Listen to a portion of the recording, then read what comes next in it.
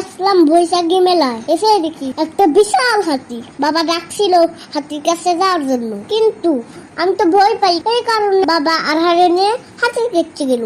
আমি ভয় পাই এই কারণে হাতির পিঠের উপরে উঠেনি। মানুষগুলো হাতির পিঠুতে আনন্দ করছে, হাতিটা দেখি বসেও গেল, কারণ নতুন অনেকেই হাতির পিঠে উঠবে। দিকে দেখি ছবি তোলার জন্য একটা স্টেজ করা আছে, তাই বাবা আমাদের ছবি তুলে দিল। এবার চলে আসলাম মেলার দোকান দেখতে।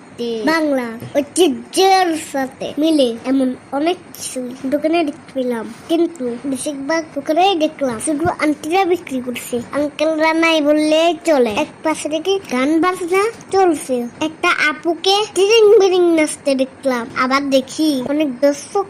বাবাকে বললাম আম্মু আর আন্টিকে ফুচকা খাওয়াতে, সাথে আমিও একটু খাবো। বাবা ফুচকা অর্ডার করলো, সুন্দর আন্টিটা সুন্দর করে ফুচকা বানিয়ে দিল। আবার চলে আসার পালা। বের হইতেই দেখি বিয়ের পালকি, যেটাতে করে নাকি আমার দাদারা বিয়ে করেছিল, তাই আমিও একটু ভিতরে ঢুকে মজা করলাম।